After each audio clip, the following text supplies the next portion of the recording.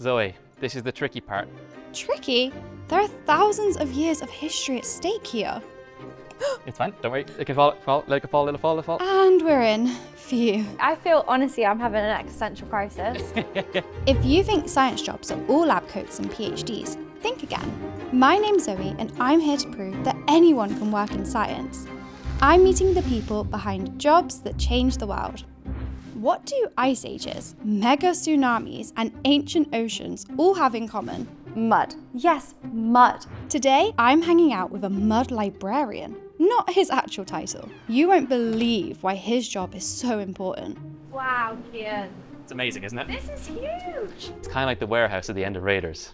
I don't know what that is. Indiana Jones? Raiders of the Lost Ark?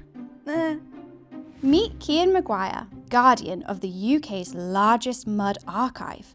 Each of these tubes is a time capsule of Earth's wild history. In here we have over 14 kilometers of these sediments from all around the world, every single ocean. And scientists can use these to research climate change, tsunamis, asteroid impacts, and even stuff like volcanic eruptions. The mud in these is collected by researchers and marine geologists who use a specialised drill to sample sediment cores from the seafloor. So each box has a label. So you'll see names of scientists, and some of these scientists, like this one, Nick Shackleton, is actually related to the Shackleton. So he was a researcher that came here. You don't know Nick Shackleton? I don't know what that is either. What is that? He was a famous explorer, and that's his nephew. I'm really sorry. I'm putting the science world to shame here. Time to redeem myself. I'm going to help Cían split a core to reveal its hidden, muddy secrets. I want to see why what's inside is a big deal. So I'm going to be here holding the core, Yep. and you're just going to turn that wheel really slowly. Extracting these cores is delicate work. One wrong move and thousands of years of preserved history all gone. Actually, not too bad. Yeah. It's pretty good. I'm just a pro. So we're just going to, okay, Uh-huh. your side as well. Bang it down. So really cool. Looks like just mud to me. So what's actually in this stuff? It's made up of clays, dust and stuff. Yeah. There's a bunch of microfossils, so dead organisms that used to live floating around, or those plankton have been eaten Uh-huh. and they've been pooped out. Oh.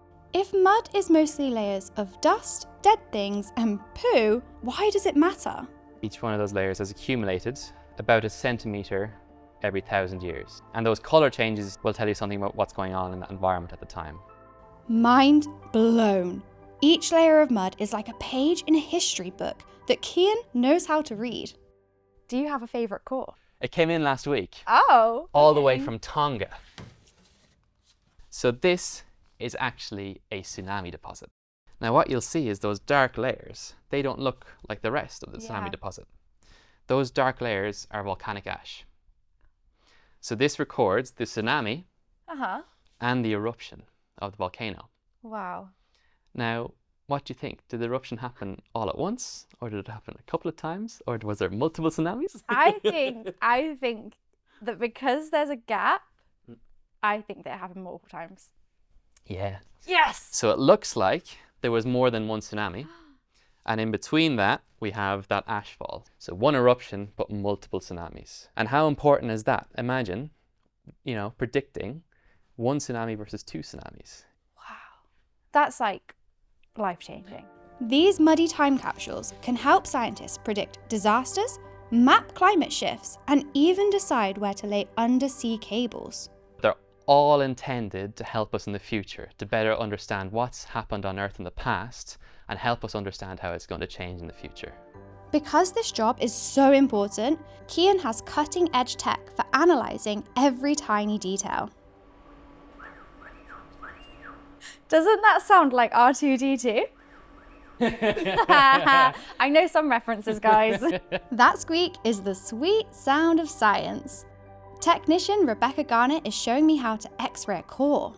So this is the radiograph of the core we've just scanned. So the darker areas will be more dense, the lighter areas less dense. It's not until you X-ray it that you can really start to see the tiny little slivers of time period, which is just so incredible to see. Yeah, so these have borne witness to all these different events, being climatic or natural disasters, that through analysing them like this, we really get to unravel and tell their stories. It's clear that Rebecca and Cían love what they do. I wonder if someone without a science background, like me, could do this job. I know that you have a PhD, but do you need one to work here? No, you really don't. So anyone could do this, Yeah. including me. Well, I would love to do this. It's like the coolest job ever. We said earlier you're kind of like a librarian. Would you say that you're also like a technician because you're very hands-on in your role? Yeah. So I know my title is curator, but you can see that my role is really varied. And technicians are really, the backbone of science. We help the scientists day to day. We ensure that these labs are run in the best way possible and producing the best data we possibly can. The scientists know that it's robust and it can go into the research and they don't have to worry. Cían's job is all about the details, and some of the most groundbreaking discoveries come from going microscopic. Just take a tiny scrape off the surface. Inside the mud are microfossils, ancient single-celled organisms known as forams. And then just put it in your pot, scrape on the edge. Perfect. After sieving the mud for microfossils, the real sorting can begin. We're going to pick 300 little microfossils, and then the chemistry of their shells can tell us a lot about what was happening in the world at that time. If there's more warm species in there, tell us the waters are more warm at the time, or if there's more cold species in there, it will tell us if it's more cold at that time. I'm going in. Where is it? There you go, you got one. Just scrape it on the edge of that pot. Wait, no, it's You still got- on there, still on you got there. Another one. Oh, there you go, have it. Perfect, there you go. One. Just another 300 to go. For my PhD, I picked over 250,000 forams. How long does that take you? A lot of podcasts. But it is really rewarding because you see the diversity of life down the microscope, right? And forams have been around on the Earth for about 500 million years. And dinosaurs, they're around for a bit, They're not that interesting. Forams are way more interesting. They're the reason I did a PhD. Oh, that's really nice. Until today, I didn't know that mud could hold so much history and give us all of this useful knowledge. Cían, I'm never going to look at mud the same way. You can see why I love it so much. I can, and as you love it so much, I'm going to leave you to clean it up. Okay. See you later. See you later. From mega tsunamis to climate change, Cían's research on sediment from Earth's rivers and seas helps us reveal our planet's past and prepare for the future. And in my future is another job that changes the world. Let's go!